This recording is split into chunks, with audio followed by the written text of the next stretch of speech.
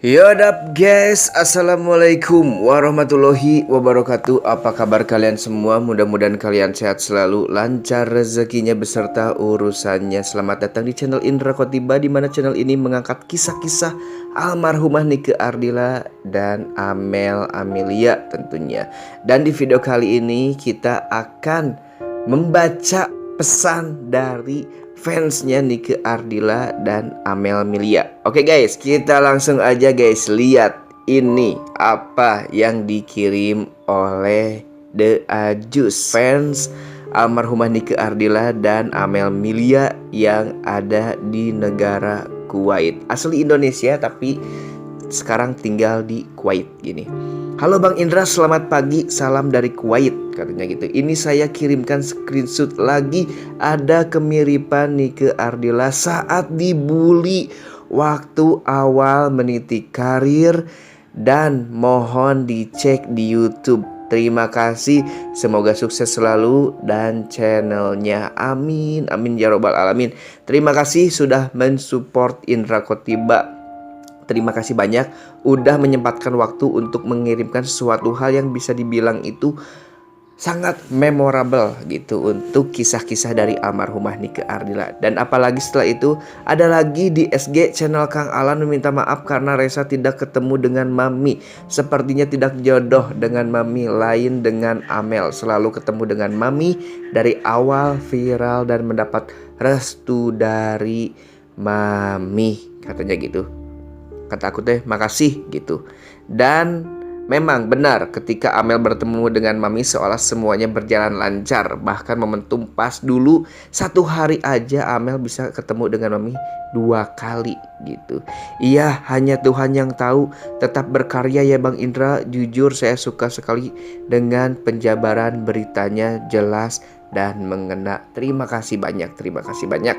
Sebelum kita mengomentari perjalanan almarhumah Nike Ardila yang awal meniti karir sempat dibully, bukan hanya dibully guys, tetapi saya setelah mendengar videonya, ulasan dari pemilik JK Records itu, bahwa Nike Ardila ketika manggung di Jawa Tengah dan di Jawa Timur, ketika dia nyanyi lagu pertama sempat dilempari oleh penonton. Dan setiap Nike Ardila turun dari panggung, dia selalu menangis karena dibully atau ada kata-kata yang kurang berkenan di hati Nike Ardila. Bayangkan anak di usia segitu, umur 12-13 tahun, udah mendengar kata-kata yang tidak enak dari seniornya yang which is umurnya udah pada dewasa, katanya gitu. Bayangkan di umur segitu under pressure-nya udah besar gitu, melebihi under pressure yang biasanya anak kecil alami.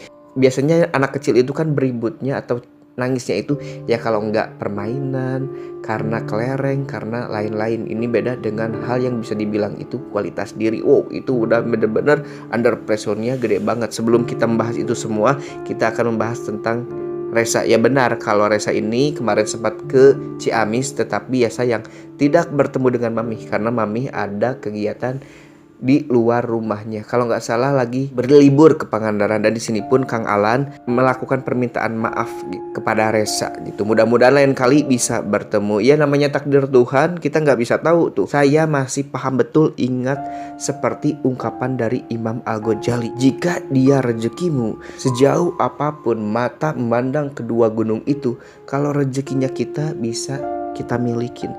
Tapi jika dia bukan milikmu, sedekat 2 bibir pun, maka dia tidak akan menjadi milikmu. Yaitu yang namanya takdir, yang namanya suratan dari Tuhan, seperti itu gitu guys. Oke guys, kita langsung aja ke channel Taufik NH28 untuk menyimak kebenaran tentang ungkapan itu gitu. Oke, kita langsung aja ke channelnya dan kuy.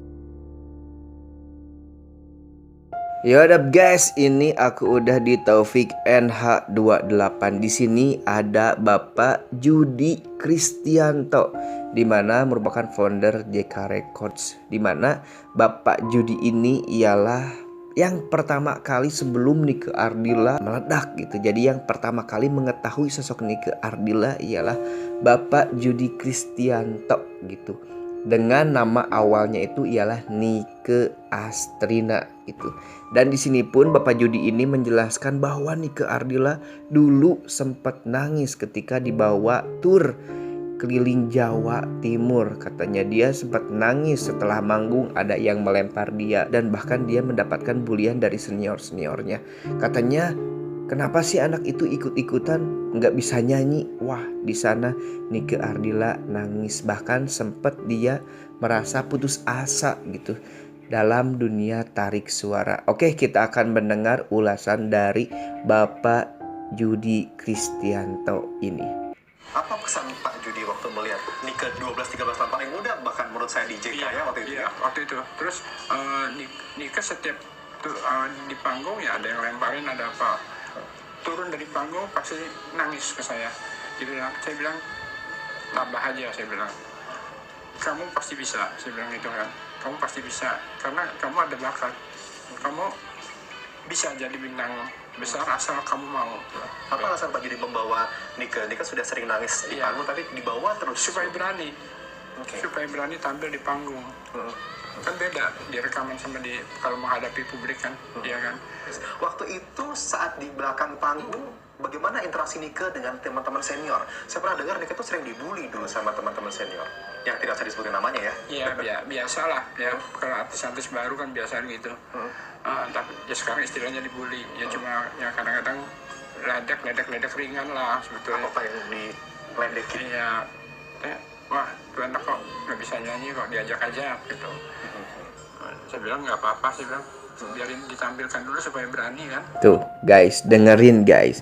Tuh anak kenapa sih diajak-ajak aja, padahal dia nggak bisa nyanyi. Bayangkan anak di usia umur 12-13 tahun udah mendengarkan kata-kata yang bisa dibilang itu bisa bisa menghancurkan mental gitu. Biasanya anak-anak kecil menangis ya kalau nggak permainan, ejek-ejekan yang lain, bukan masalah tentang suatu kebisaan atau kemampuan. Karena kenapa guys? Karena yang namanya ilmu, yang namanya bisa bernyanyi itu nggak ada siapapun langsung bisa melantunkan nada-nada indah gitu. Semua butuh proses, semua butuh waktu.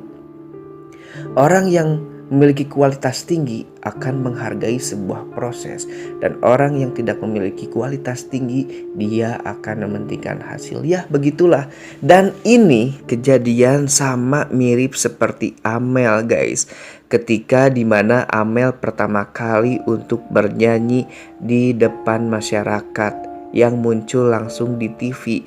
Dia langsung banyak sekali orang-orang yang istilahnya berkata miring terhadap Amel gitu. Yang saya herankan, yang saya nggak masuk akal gini, Amel itu mirip dengan Nike Ardila dari segi wajah. Kenapa disuruh nyanyi? Gitu kan, itu jauh berbeda gitu. Ketika orang yang mirip wajah disuruh nyanyi, itu jauh berbeda gitu dasarnya. Kalau misalkan ada orang yang mirip suaranya dengan almarhumah Nike Ardila, ya disuruh nyanyi pembuktiannya. Kalau orang yang mirip dengan Nike Ardila wajahnya, ya pembuktiannya yang berupa visualnya. Yang dinilainya apa? Ya wajahnya, bukan suaranya. Nah, kejadian ini sama dengan apa yang Amel alamin saat ini. Amel sempat putus asa akan berhenti dari dunia entertainment. Tetapi banyak orang yang menyemangati Amel kalau Amel itu mampu, kalau Amel itu bisa, dan semua itu tergantung proses dan ketekunan Amel. Dan buktinya apa? Lagu serupa dan lagu Ku Ingin Bebas dicintai banyak orang dengan jumlah views yang tidak sedikit untuk seorang pendatang baru guys. Dan kata Om Domi Allen, untuk seorang penyanyi baru yang benar-benar dari awalnya tidak memiliki basic bernyanyi, dengan jumlah views seperti itu, yang merupakan itu suatu yang bisa dibilang keajaiban ya guys. Itulah sosok Amel yang dicintai oleh masyarakat Indonesia, terutama untuk fans almarhumah Nike Ardila dan fans Amel Milia gitu. Oke guys, mungkin videonya cukup sekian. Saya Indra Kotiba pamit. Wassalamualaikum warahmatullahi wabarakatuh dan ciao.